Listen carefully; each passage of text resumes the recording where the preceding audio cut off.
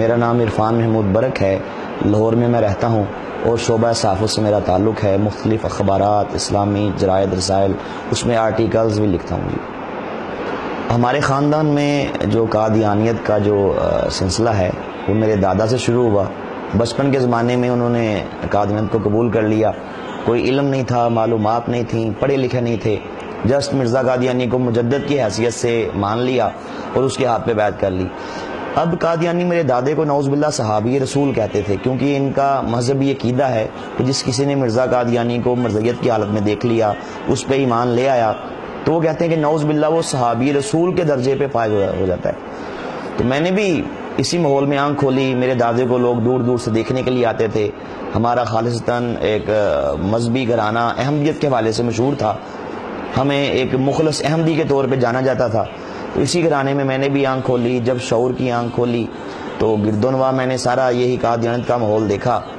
اس میں یہ تھا کہ کافی وجوہات تھیں جو میرے قبول اسلام کے لیے کارگر ثابت ہوئیں۔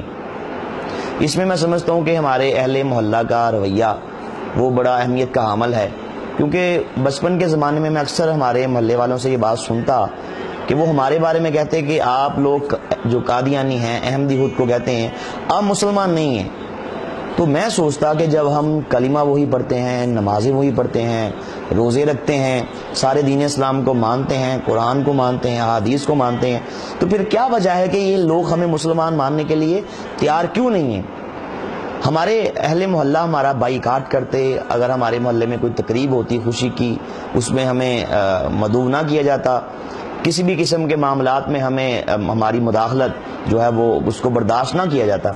تو ایک تو یہ میرے ذہن میں ایک بات کلک کی کہ کیا وجہ ہے کہ یہ لوگ باوجود اس کے کہ اس میں بڑے بڑے نیک لوگ ہیں، جسٹ اگر بات ہوتی ہمارے محلے کے لوگوں کی، سوچا جا سکتا تھا کہ اس میں ان کی کوئی ذاتی رنجش ہے، کوئی بات ہوتی ہمارے جناب علاقے کی، سٹی کی، پاکستان کی۔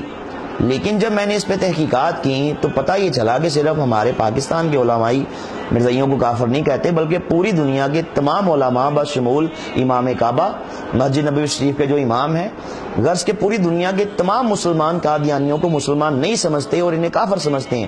تو میں یہ سوچتا کہ آخر کیا وجہ ہے کہ کیا یہ لوگ قرآن نہیں پڑھتے؟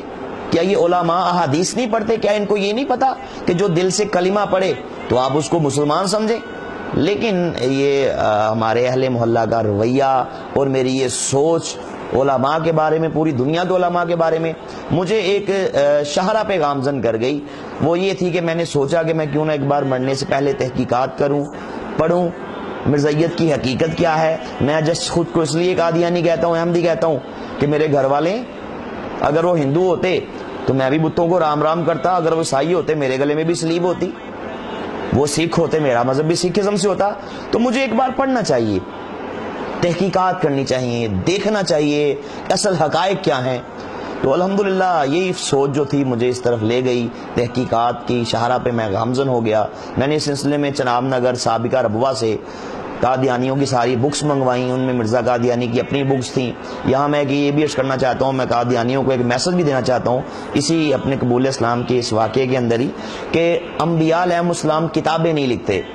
1,24,000 کم و بیش انبیاء علیہ السلام جتنے بھی دنیا میں تشریف لائے، کسی نبی نے کتاب نہیں لکھی، بلکہ انبیاء پہ تو کتابیں آسمان سے نازل کی جاتی ہیں اللہ پاک کی طرف سے، خود سے انبیاء رائٹر نہیں ہوتے۔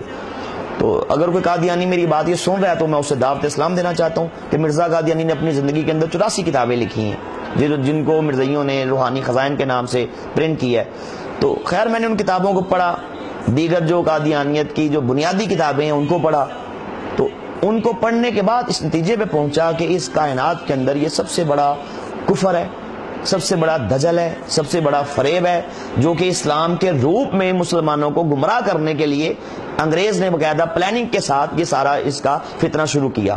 تو الحمدللہ اللہ پاک کے فضل و کرم سے میں حقیقت تک پہنچ گیا۔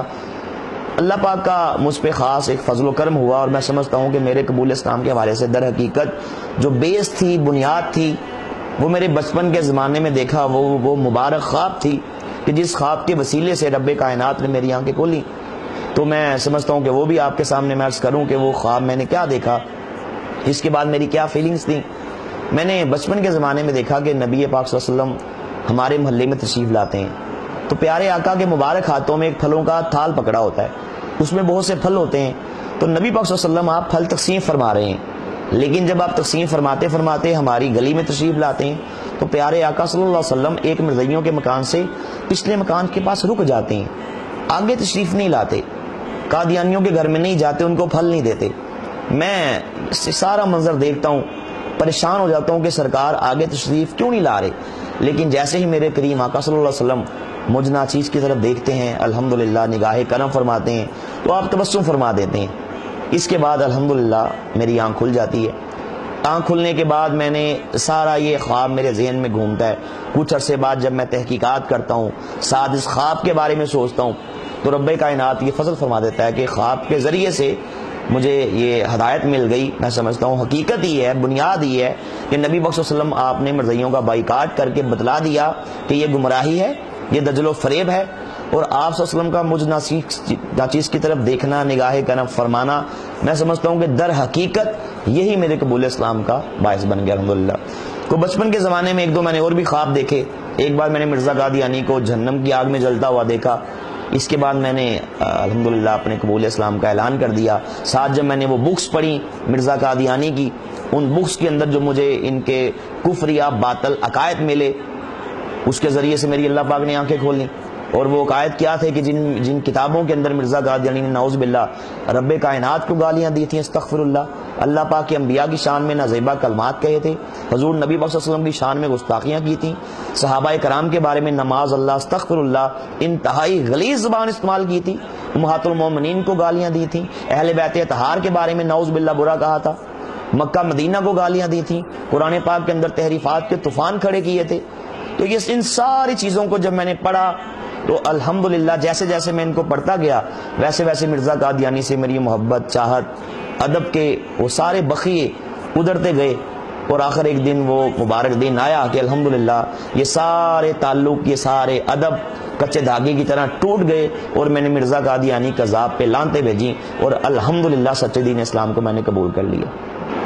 جب میں نے اسلام قبول کیا تو اس کے بعد مجھے ایک فکر تھی، جستجو تھی، اور وہ یہ تھی کہ جو ہمارے گھر والے ہیں، جیسا کہ میرے دادا ابو نے اس کو قبول کیا، اس کے بعد جو ہماری ساری فیملی تھی، خاندان، وہ ایک بھیڑ چال چلتے ہوئے، نہ کسی نے کچھ دیکھا، نہ کسی نے کچھ سوچا، وہ اس مرضیت کے اندھے کنویں میں گرتے چلے گئے. تو مجھے یہ فکر تھی کہ میں ان کو کسی طرح سمجھاؤں، ان کو میں قائل کروں، دلائل سے ان کو بتاؤں کہ آپ لوگ گمراہ ہو چکے ہیں، اور آپ کا اگر آپ اسی میں گمراہی میں آپ کی موت ہو گئی تو ٹھکانہ جہنم ہے، جہاں پہ آپ کو کوئی نہیں نکال سکتا، کائنات کی کوئی طاقت، کوئی دولت آپ کو وہاں سے نہیں نکال سکتی. تو یہ فکر تھی کہ کسی طرح میرے پیارے، میرے گھر والے، میرے اپنے وہ جہنم کی آگ میں نہ چلے جائیں. اسی فکر کی وجہ سے میں نے الحمدللہ ان تک دعوت پہنچائی، اسلام کی میں نے ان کو تبلیغ کی، انہیں بتایا کہ جس کو آپ امام مہدی سمجھتے ہیں، مسیح موت خیال کرتے ہیں، ذلی بروزی نبی مانتے ہیں، وہ کائنات کا بدترین کافر تھا، اس کی کیا عادات تھیں، اس کے کیا عقائد تھے، وہ کیا کچھ کہتا رہا، وہ امام مہدی نہیں تھا، وہ مسیح موعود نہیں تھا، وہ ذلی بروزی نبی نہیں تھا، بلکہ وہ سب سے بڑا جھوٹا تھا، کذاب تھا. تو الحمدللہ میں نے اسی فکر کے تحت ان تک جب یہ میسج کنوے کیا تو اللہ پاک کا بڑا احسان ہوا، فضل و کرم ہوا کہ میری پیاری والدہ محترمہ مرحومہ خدا غریق رحمت کرے کہ آپ نے اپنی وفات سے 1.5 ماہ قبل الحمدللہ آپ نے باقاعدہ مرزیت پہ لانتے بھیجی اور آپ نے اسلام قبول کر لیا. اس کے بعد میرے 2 بھائی الحمدللہ ان تک میں نے اپنا میسج کنوے کیا. اللہ پاک کا فضل و کرم ہوا کہ وہ ود فیملیز الحمدللہ انہوں نے بھی مرزیت سے توبہ کی اور انہوں نے بھی اسلام قبول کر لیا. اس کے بعد میں نے ایک تہیہ کر لیا، جب سے میں نے اسلام قبول کیا اس دن سے لے کے کہ میں نے مرتے دم تک ختم نبوت کا کام کرنا ہے، اور اس اہم مقصد کے لیے میں نے اگر جان جاتی ہے تو کوئی پرواہ نہیں ہے، مال جاتا ہے تو کوئی پرواہ نہیں ہے، ٹائم جاتا ہے تو کوئی پرواہ نہیں ہے.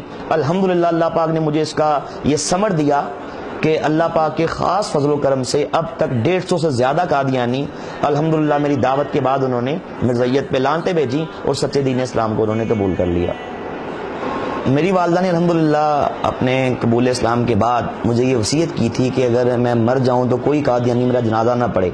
میں مسلمان ہوں، مجھے الحمدللہ مسلمانوں کے قبرستان میں دفن کیا جائے، اور جو جنازہ ہے مسلمان عالم دین پڑھے اور مسلمان پڑھیں. تو ان کی وصیت کے مطابق جب ان کی ڈیتھ ہوئی تو میں نے گھر میں بات کی ساری برادری ہماری اکٹھی ہو گئی، ایک طرف سارے رشتہ دار تھے قادیانی، تو لیکن میں نے اپنے والد صاحب سے کہہ دیا کہ آپ لوگ مسلمان نہیں ہیں، اور یہ شرعی مسئلہ ہے کہ کوئی بھی قادیانی کسی مسلمان کا جنازہ نہیں پڑھ سکتا، اور میری والدہ کی یہ وصیت ہے، اس لیے آپ جنازہ نہیں پڑھ سکتے۔ خیر انہوں نے کافی زور لگانے کی کوشش کی، قادیانی بلوا لیے، قادیانی گنڈے آ گئے۔ اللہ کا فضل ہوا، میں نے مسلمان دوستوں کو بلایا، علماء کرام تشریف لائے، تو الحمدللہ ہم نے باقاعدہ میری والدہ کا جنازہ ان سے چھینا، ایک مسلمان عالم دین نے ان کا جنازہ پڑھایا، اور مسلمانوں کے قبرستان کے اندر ان کی وصیت کے مطابق الحمدللہ ان کو دفن کیا گیا۔ اسلام قبول کرنے کے بعد میرے گھر والوں کو میرا یہ قبول اسلام کا اعلان بڑا گراں گزرا۔ اب اس مقصد کے حل کے لیے انہوں نے شہر کے بڑے بڑے قادیانیوں کے مربی قادیانیوں کے مبلغ کو کہا جاتا ہے، تو ان کو بلانا شروع کر دیا کہ وہ مجھے گھر آگے سمجھاتے کہ نعوذ باللہ دنیا کے اندر صرف ایک ہی دین سچا ہے اور وہ احمدیت ہے، باقی سب گمراہی ہے۔ تو اللہ پاک کے فضل و کرم سے ان کے بڑے بڑے قادیانیوں کے مبلغ آئے، ان کے مربی آئے، لیکن چونکہ میری تیاری تھی، میں نے اس کو پڑھا ہوا تھا، تو میرے سامنے ان کا کوئی بس نہ چلتا۔ اس میں ایک میں بڑا ہی دلچسپ واقعہ آپ کے سامنے عرض کرنا چاہتا ہوں کہ ایک بار میرے والد صاحب شہر لاہور کے سب سے بڑے ان کے مربی ان کو بلا کے لے آئے کہ اس سے بات کر کے دیکھو، یہ تمہیں بتائے گا کہ ہماری جو احمدیت ہے یہ سچ ہے اور باقی سب گمراہی ہے۔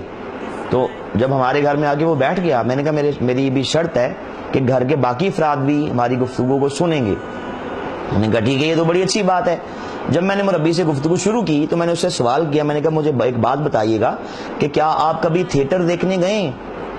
کہتا جی تھیٹر دیکھنے تو آوارہ قسم کے لوگ جاتے ہیں، فاسق قسم کے لوگ جاتے ہیں، فاجر قسم کے لوگ جاتے ہیں، لچے لفنگے بدماش عیاش قسم کے لوگ جاتے ہیں، شرفا وہاں پہ نہیں جاتے، نیک لوگ وہاں پہ نہیں جاتے، متقی لوگ نہیں جاتے۔ جب میں نے اس کی یہ بات سنی تو میں جھٹ سے اٹھا، میرے پاس کتاب تھی، قادیانیوں کی بڑی مشہور کتاب ہے، اس کا نام ہے ذکر حبیب، لکھنے والا ہے مفتی محمد صادق، جو مرزا قادیانی کا قریبی مرید تھا اور جس کو نعوذ باللہ قادیانی صحابی رسول کہتے ہیں۔ وہ میں کتاب اٹھا کے لے آیا، میں نے کہا جی مربی صاحب بتائیے گا یہ کتاب آپ کی ہے؟ انہوں نے کہا جی ہماری ہے۔ لکھنے والا مرزا صاحب کا مرید ہے؟ کہتے جی مرید ہے۔ آپ کے چندوں سے پرنٹ ہوئی ہے؟ جی ہم نے پرنٹ کی ہے۔ میں نے کہا اس کے اندر صفحہ 18 میں نے کھول کے پڑھنا شروع کیا، اس میں لکھا ہوا تھا، مفتی محمد صادق کہتا ہے کہ ایک بار میں تھیٹر چلا گیا جو مکان کے قریب ہی تھا، اور تماشا ختم ہونے پر 2 بجے رات کو واپس آیا۔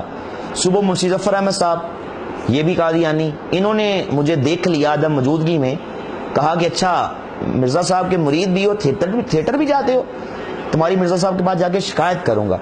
آگے لکھا کہ جب وہ مرزا صاحب کے پاس پہنچا، جا کے شکایت کی کہ مفتی صاحب رات کو تھیٹر چلے گئے تھے۔ اب منشی ظفر احمد کا تو یہ نقطۂ نگاہ تھا کہ یہ غلط اس نے کیا، لیکن آگے وہ کہتا ہے کہ مرزا صاحب نے جب سنا تو آپ نے فرمایا کہ ایک بار تو ہم بھی گئے تھے۔ میں نے مربی سے سوال کیا کہ مربی صاحب آپ نے کہا کہ تھیٹر دیکھنے آوارہ لوگ جاتے ہیں، تو آپ کا مرزا قادیانی پھر آپ نے خود ہی کہہ دیا آوارہ ہے، تھیٹر دیکھنے متقی لوگ نہیں جاتے، پھر آپ نے خود ہی کہہ دیا کہ آپ کی مرزا صاحب متقی نہیں ہے۔ اب کجا کہ میری وہ اس بات کا جواب دیتا، اس نے ایک چھوٹی سی بات کی کہ جی آپ آگے پڑھیں، آگے لکھا ہوا ہے کہ تاکہ معلوم ہو کہ وہاں پہ کیا ہوتا ہے۔ ان کا آپ نے درمیان کی بارہ لے لی، آگے پیچھے سے نہیں پڑھا۔ میں نے کہا مربی صاحب مجھے ایک بات بتائیے گا معذرت کے ساتھ، میں آپ کے سر پہ 100 جوتے مارتا ہوں تو آپ کہیں گے یہ کیا؟ میں کہوں گا مربی صاحب تاکہ معلوم ہو کیا ہوتا ہے۔ دنیا کے سارے چور چوری کریں، جج کے سامنے پیش ہوں، کہے چوری کی، کہے جی کی، تاکہ معلوم ہو کیا ہوتا ہے۔ کوئی شخص کسی کو ناحق قتل کر دے، پوچھے جج کیوں کیا، کہے تاکہ معلوم ہو کیا ہوتا ہے۔ دنیا کا سارا نظام بھی خراب ہو جائے گا نا اس طرح۔ تو میں نے کہا یہ تو کوئی آپ کی دلیل نہیں، جب اللہ اس کے رسول نے روک دیا ایسی جگہوں کے پاس بھی نہیں جانا، تم جس کو نبی مانتے ہو وہ پھر کیوں گیا؟ تو اللہ کے فضل سے وہ وہاں سے بھاگا۔ الحمدللہ اس کا ہمارے گھر میں بڑا اثر ہوا، ہلچل پیدا ہو گئی، ہمارے گھر کے باقی افراد سوچنے پہ مجبور ہو گئے۔ لیکن یہ تھا کہ ساتھ ساتھ میرے باپ نے مجھے ایک طرف سے تو یہ ذہنی ٹارچر یہ کیا، ساتھ ساتھ قتل کی دھمکیاں، جائیداد سے آگ کرنے کی دھمکیاں، گھر سے نکالے جانے کی دھمکیاں، سائیکل چھین لی، کالج کی فیس روک لی، غرض کے جتنے بھی وہ اپنی طرف سے ریاکشن کر سکتا تھا انہوں نے کیا، کہ ان کی کوشش تھی کہ کسی طرح یہ دوبارہ قادیانی ہو جائے۔ میرے قبول اسلام کے بعد اللہ پاک نے مجھ سے کام لیا کہ الحمدللہ میں نے قادیانی مذہب کے بارے میں، مرزا قادیانی کی عادات کے بارے میں، مرزا قادیانی کی گھٹیا حرکات کے بارے میں، اس کے باطل نظریات و عقائد کے بارے میں ایک کتاب لکھی، ایک بڑے ہی اچھوتے ٹاپک پہ منفرد انداز میں۔ کتاب کا نام ہے قادیانیت، اسلام اور سائنس کے پہرے میں۔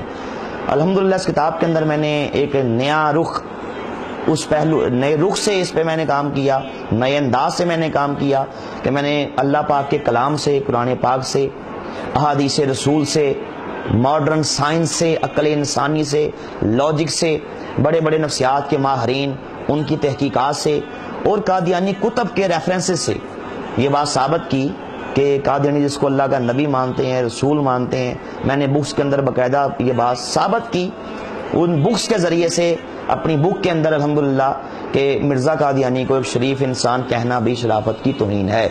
الحمدللہ اس کتاب کا انگلش میں اس کی ٹرانسلیشن ہوئی، پہلے انڈیا کے اندر ہوئی، بعد میں ملک پاکستان میں ہمارے حکومت پنجاب کے سیکرٹری ہیں جناب محترم احمد علی ظفر صاحب، انہوں نے اس کتاب کی انگلش میں ٹرانسلیشن پاکستان میں کی، سندھی زبان میں ہوئی، اور الحمدللہ میں نے یہ بک ان کے مرزائیوں کے 5ویں خلیفہ مرزا مسرور کو بھیجی اور میں نے اسے کہا کہ مجھے اس کا جواب دو، اور باوجود بارہا یاد دہانی کے آج تک دنیا کا کوئی بھی بڑے سے بڑا قادیانی اس کتاب کا جواب نہیں دے پایا۔ الحمدللہ اللہ پاک کا یہ خاص فضل و کرم ہوا کہ یہ کتاب پڑھ کے اب تک سینکڑوں قادیانی راہ راست پہ آ چکے ہیں، انہوں نے اسلام قبول کر لیا الحمدللہ۔ اسلام قبول کرنے کے بعد میری زندگی کا یہ مشن ہے، یہ مقصد ہے کہ میں مرتے دم تک انشاءاللہ میں نے 2 کام کرنے ہیں۔ ایک تو یہ کہ جو ہمارے مسلمان بھائی ہیں جن کو نہیں پتہ مرزائیت کے فتنے کا، جن کو نہیں پتہ ختم نبوت کے عقیدے کی اہمیت کا، ان تک یہ میسج کنوے کیا جائے اور انہیں بتایا جائے کہ اصل حقائق کیا ہیں۔ آپ مرزائیوں سے تعلقات نہ رکھیں کہ آپ کا ایمان وہ برباد کر دیں گے، ان کی گمراہی کیا ہے، ان کے باطل عقائد نظریات کیا ہیں۔ الحمدللہ اس کا بہت فائدہ ہوا اور ہزاروں مسلمانوں نے میری گفتگو سننے کے بعد الحمدللہ مرزائیوں سے انہوں نے لا تعلقی کا اظہار کیا۔ دوسرا میری زندگی کا جو اس کے بعد جو سب سے بڑا مقصد ہے، مشن ہے، وہ یہ ہے کہ قادیانیوں تک بھی اسلام کی دعوت کو پہنچایا جائے۔ میں اپنے مسلمان بھائیوں کو ایک میسج دینا چاہتا ہوں اور وہ یہ ہے کہ مرتے دم تک نبی علیہ السلام کی ختم نبوت پہ ایمان رکھیں، اس کا دفاع کریں، عزت رسول کا پہرا دیں۔ بے شک کائنات میں اس سے بڑھ کے اعلیٰ بہتر کام اور کوئی نہیں ہے۔ عزت رسول کا پہرا اللہ کے ہاں اس کا بہت مقام ہے۔ وہ شخص جو ختم نبوت کے تحفظ کا کام کرتا ہے اللہ کے ہاں اس کی بڑی فضیلت ہے، اس کا بڑا مقام ہے، اس کا بڑا درجہ ہے۔ تو میں اسی پہ عرض کرنا چاہتا ہوں کہ انشاءاللہ اللہ تعالی ہمیں روشنی کی طرف رکھے، ہمیں اندھیروں سے بچائے، ہمیں گمراہی کی طرف سے بچائے، ہمیں فتنوں سے بچائے، اور اللہ پاک ہمارا خاتمہ اسلام پہ کرے، اسلام پہ ہی زندگی گزار کے انشاءاللہ اسلام پہ ہمارا اللہ پاک خاتمہ کرے۔